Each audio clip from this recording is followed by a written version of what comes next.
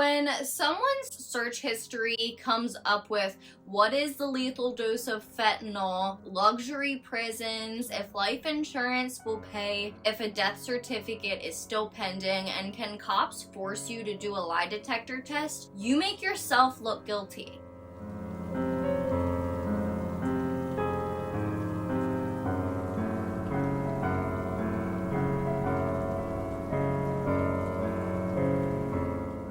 Hello everyone and welcome back to my channel. If you are new here, my name is Peyton and we talk about all things true crime. Today we are taking a dive into the case of Eric Richins, whose wife Kouri Richins is being charged for his murder and is called the Moscow Mule Murderer, but many may see as a Black Widow. She is a children's book author, mother, and wife, 33, who has been charged with poisoning her husband, Eric Richins, 39, who died of a fentanyl overdose. This happened in March of 2022. The most insane part, Kouri Richins would write a children's book, and it would be published a year after his death about dealing with grief. Not long after, she would be arrested. It is safe to say this case is crazy and there is a lot to it. It is an ongoing investigation, and with that in mind, we are going to break it down into a couple different videos. Today we are going to focus on the murder itself and the timeline leading up to it and a little bit after. There is a lot of evidence in this case, but I think we will tackle that in detail in another video by itself. I am going to try and keep my feelings out of this one. Just try and remember that everyone is innocent until proven guilty in the court of law. As always, my sources will be in the description box down below, and please don't forget to hit that subscribe button and turn on your post notifications so you do not miss any future content. Let's get started. We are going to start by discussing how Eric Richins and Kouri Richins met. Eric and Kouri would meet when Kouri was working as a cashier at Home Depot. A fellow employee of hers said that she basically helped play matchmaker between the two, as Eric was a frequent and loyal customer at the store, and according to the employee Linda King, Eric had grown up on a cattle ranch and owned a successful masonry business that he built from the ground up. When she noticed him looking at Kouri and got the impression that he may like her, she suggested that he go check out in her line. From there, it was history. The two went on a date and then they were pretty much inseparable. Real quick note, the next clip gets a little bit louder. Something happened with my audio, so I apologize. Eric would marry Kouri in the backyard of a mansion they would purchase on Willow Court in Francis, Utah on June 15th, 2013. Eric had been married once before, and due to this divorce, he would have Kouri sign a prenuptial agreement on the day of their wedding. That basically said, should the two separate, unless it was due to Eric's death, Kouri would have no claim to his 50% stake in his masonry business. Throughout their marriage, the two would have 3 sons who are now ages 10, 9, and 6, at least as of the article that I had found, but depending on when their birthdays land, they may be a year older now. From the outside, their family lived a pretty lavish lifestyle. They lived in a home that was valued at over $1 million.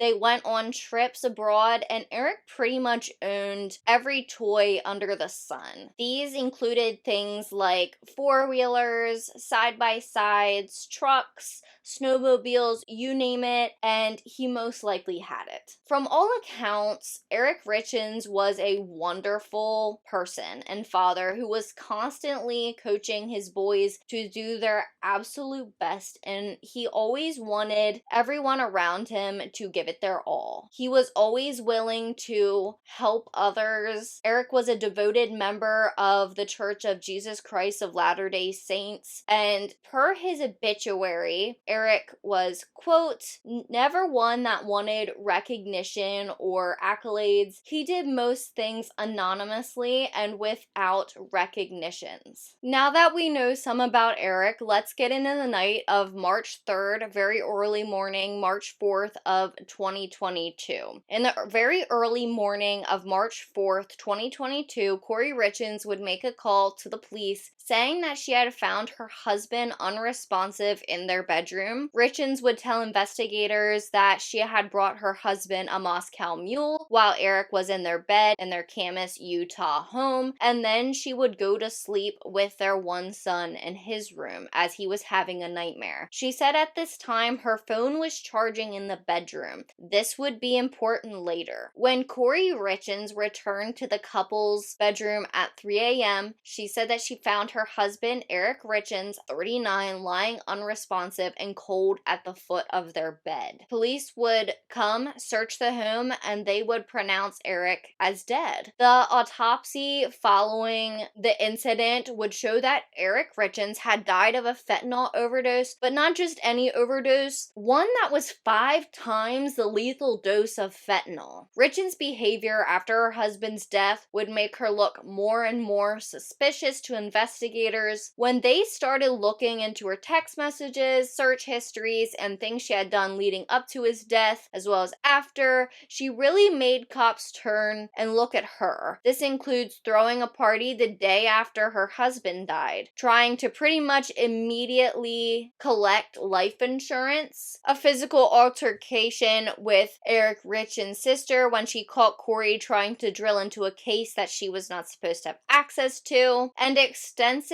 suspicious search history. A year after his death, when she thought everything was going just fine, she would release a children's book called Are You With Me? That she dedicated to her husband that was supposed to help children, including hers, deal with grief. She would do press for this book, and she really didn't seem like a grieving widow at all. When she least expected it, on May 8th, 2023, Richins would be arrested for criminal homicide, aggravated murder, and 3 counts of controlled substance with intent to distribute. While Kouri Richins may not have expected her own arrest, there were many people close to Eric who were not surprised and were actually hoping for it. Due to some history behind closed doors that not everyone really knew about, which, let's be honest, this is the case with a lot of crimes. We have a family here that to most people probably looked like they were picture perfect, but there was a lot going on that only family and close friends really knew about. For example, the two were having money troubles. Not really Eric, but Kouri had put herself in a lot of debt. And Eric had told friends and family that he thought his wife may have previously tried to poison him. So now we are going to go backwards and talk about some of those things.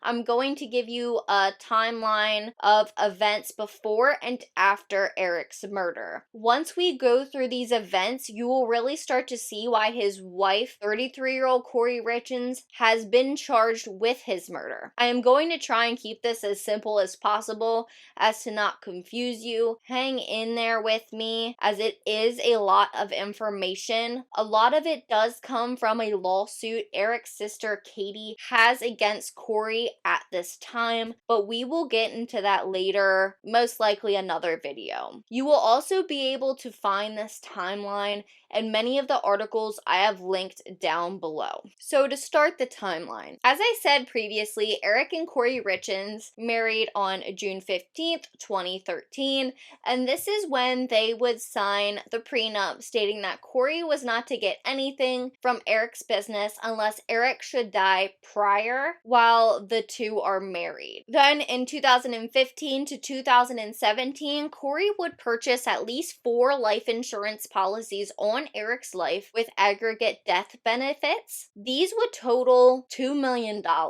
According to Eric's sister, Kouri Richins Benson, at this time, Kouri had begun having financial troubles and possibly even stealing money from Eric to help her buy and sell homes, as this is what she did during their marriage as a business. Eric was also involved in his own investments, such as this. In 2019, Miss Richins would open a bank account without Eric's knowledge or consent, which had a revolving line of credit, and borrowed $250,000. Allegedly, Richins did this in a deed of trust where she would forge and use her husband's signature. Next is where things really start to ramp up. Eric's sister's petition states that in September of 2020, Eric would learn that Kouri withdrew $100,000 from his bank accounts, as well as allegedly borrowing $30,000 from his credit cards, and he would learn about the deed of trust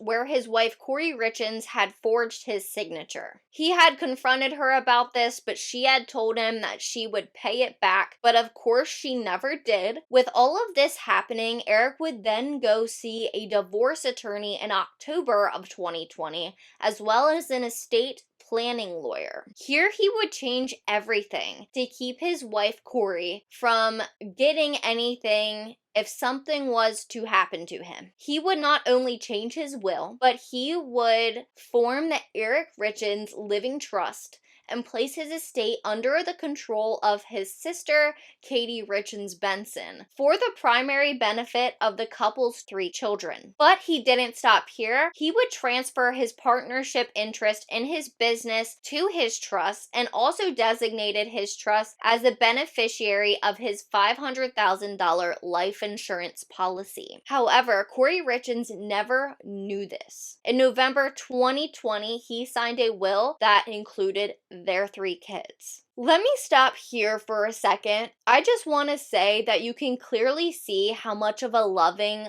father this man was. Throughout this whole ordeal, he just wanted to make sure his kids were taken care of, and that is incredibly admirable. And it is so unfortunate that they no longer get to have this man in their life due to someone's selfish and callous actions. Now we are going forward to 2022. The beginning of January 2022, Kouri would allegedly, once again without authorization, change the beneficiary of her husband's $2 million life insurance policy to herself. This was meant to go to his business partner, but luckily the insurance company would catch this and they would reinstate the business partner. Late January is when Kouri would start contacting a friend who has now come out to be the couple's cleaner to see if she could get prescription pain meds, under the guise of them being for an investor who had a back injury. Hydrocodone pills were dropped off at one of her investment properties for her to pick up. I do want to note that some articles and sources specify a certain rental property, but after watching part of one of the court appearances, I do not know if this is where they were actually picked up, so I do not want to share it as fact. We will get into this in a later video where we talk more about the ongoing court appearances. February comes along and Kouri Richins apparently reaches out to that same friend to see if she could get something stronger, specifically stating that she wanted Michael Jackson stuff, meaning that she wanted fentanyl. She allegedly would pay this friend for $900 of 15 to 20 fentanyl pills. Then on Valentine's Day, the couple would have a dinner together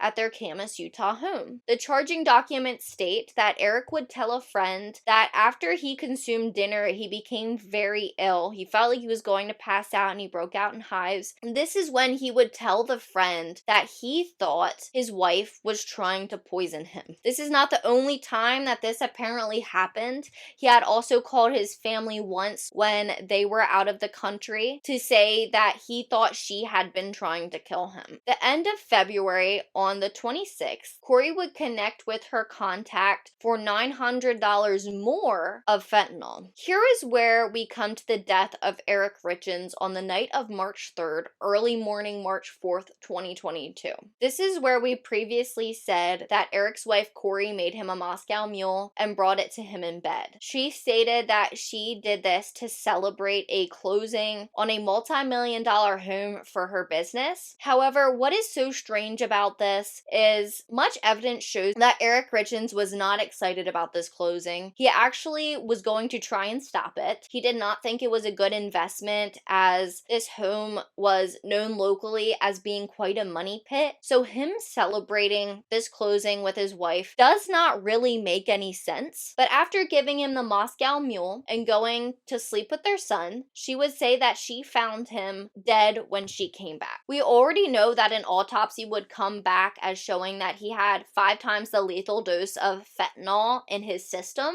The day after his death, Kouri, his wife, would throw a party. You heard that right. A supposedly grieving widow would throw a party to celebrate the house that she had closed on. On March 6th, 2022, 3 days after her husband's death, Richins would have a locksmith drill into her husband's safe. This safe allegedly contained $125,000 to $165,000 in cash. When Eric Richins' sister, Kouri Richins Benson, showed up and told her she could not do that as she was not in charge of his estate and had no right to it, she began physically assaulting her by punching her in the face and the neck. Police would be called, and it took several people to get Kouri Richins off of Eric's sister. In July of 2022, Eric's sister would hire a private investigator to surveil Kouri once she found out that Kouri Richins had filed to remove her from the trust that her brother had put her on. She tried to use their prenuptial agreement to make this happen, since it said that Kouri was entitled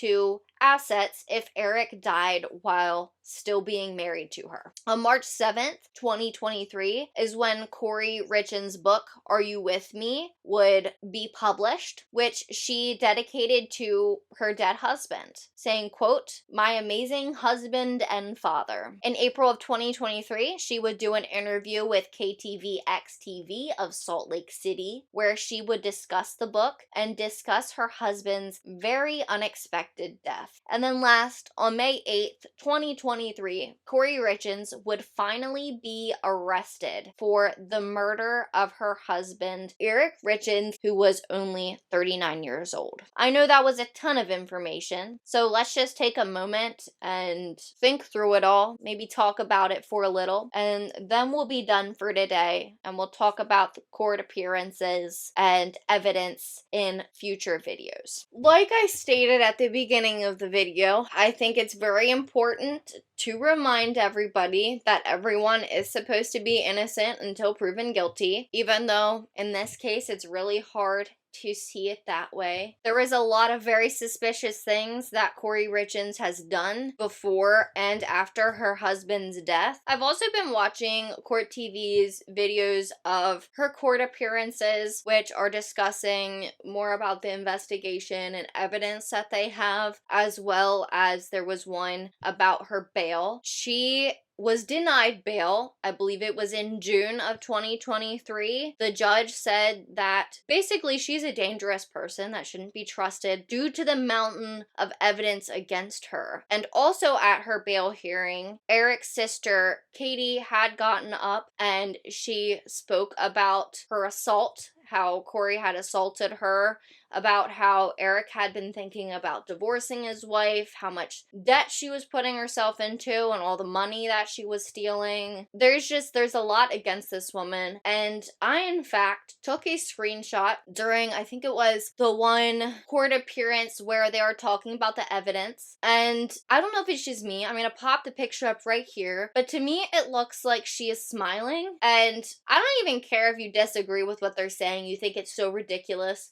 When you are on trial for murdering your husband, for poisoning him with fentanyl, and you're in jail right now, you can't spend time with your 3 children, why are you smirking? She makes herself look even worse by her actions. There appears to be a time during one of them where she seems to break down a little bit, but to me, it's, if anything, it's her feeling sorry for herself and not about grieving her husband. It seems very forced. Let's just be honest. It seems very forced, and I am disgusted by it. Some may not know, but it's actually very common that women who murder by poisoning. Throughout history, it has been a thing, especially for women who are serial killers. Poisoning is a common method among women, as well as, unlike men, a lot of women kill for financial gain, and that is really where this trial seems to be going for her motive, because it does seem, when you look at all the life insurance policies where she started having financial issues, to even right after her husband's death trying to drill into his safe, it seems like it's financially motivated, but we'll see. So the next video that we do on this, I think we are going to dive deep into the evidence against her and what police are saying about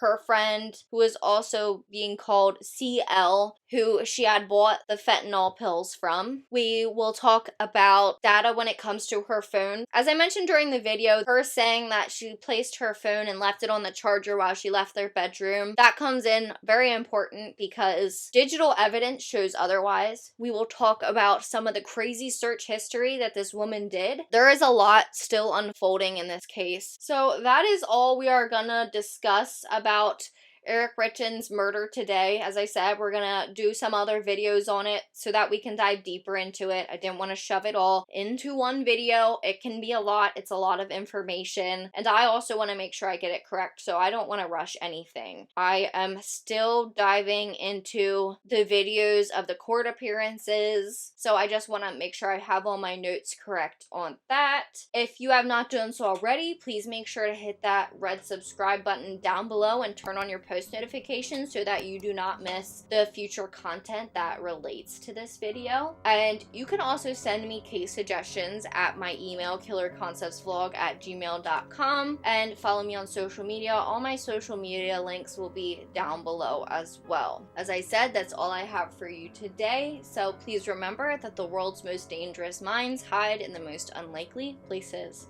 and stay safe.